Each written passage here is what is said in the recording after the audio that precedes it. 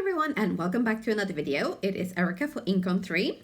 Today I am going to be showing you the Atelier inks and we're going to do some ink blending. I have started out with a stencil. This one is from Picket Studios and it's called Basket Weave or Weaved Basket. I will confirm that and link it in the description box below. I am of course using my life-changing blending brushes, also from Picket Studios, and I started with Bee Sting Yellow.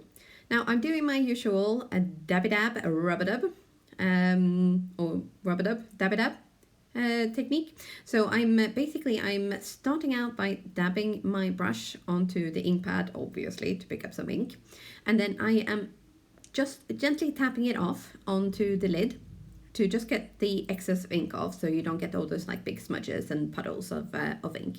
And then I'm working it from a very, very light yellow up to a brighter by just layering the ink to get a more intense look. Then I've swapped the brush. I'm moving on to a slightly smaller one. So I'm keeping a brush for each color to make sure that there is no color contamination, and in case I need to go back in and add more color later. To just make sure that there's no then like brown muddy spots or whatever. So the next color is Marigold Orange, and as you can see, I've gone from a sort of a yellow to orange, and then the next color is Marilyn Red, which actually shows up really like pink here. It's a really lovely color. It's incredible to see it work with the water as well. So if you are into watercoloring at all, you should definitely try that. So next color is My Jam Purple, and again I have another brush just to make sure that each color is staying on every single brush, because what I like to do often is that I start out by ink blending. I will add the colors and then I will go back in any place where I feel like the blend isn't quite sort of good enough, or if I want a more opaque color or darker color or whatever. Now what I should have done is I should have stopped here, but I decided I needed to add some green as well.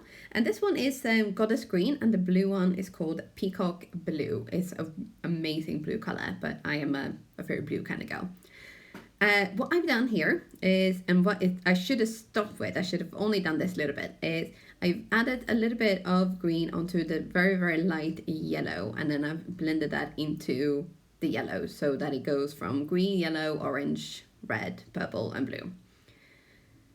And that looks quite nice, doesn't it? Yeah, not bad.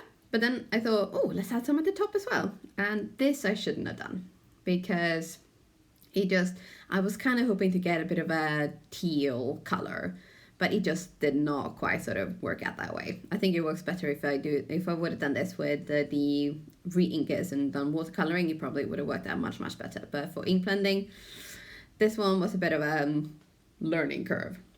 So with my panel done, I have then trimmed it down a little bit, and all I've done is I've taken 1/4 inch off the top and the bottom. To when I then put it on a card base, it will have a little bit of white at the top and the bottom. And to finish off, or actually to add some interest to the card, I have stamped out the magical unicorn, and I've heat embossed that with chrome ultrafine embossing powder, also from Ink on 3, and I used the juicy ink pad. So pretty much everything I've used today is either Ink on 3 or Picket Studios. Big fan of both of these companies.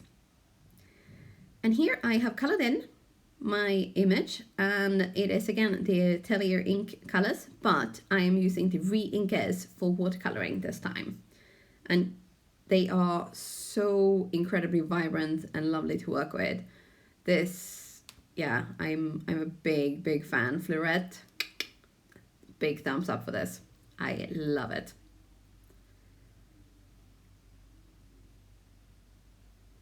Right, on my little horsey face here, I have decided to just add a tiny little bit of black. This one is painted black, just to kind of give a little bit of like contour and shade to the unicorn's head, and to of course go with unicorn everything, who's like sparkles and rainbows.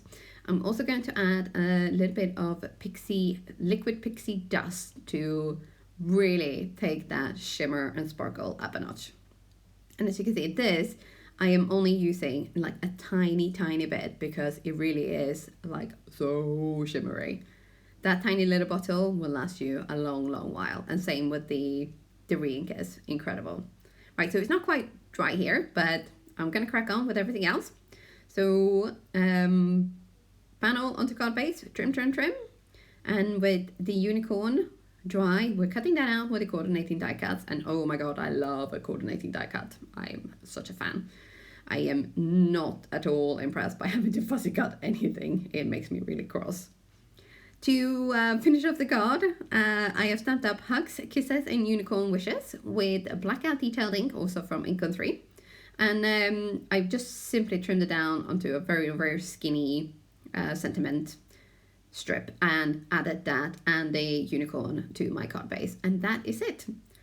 I almost added some sequins, but I thought, probably best to stop with the bling for now. I hope you enjoyed this video and the end resulting card. I will link all the products in the description box below, and thank you so much for stopping by today. I really hope you will consider giving me a thumbs up or using my affiliate links when you shop. Thanks again for watching. Bye bye.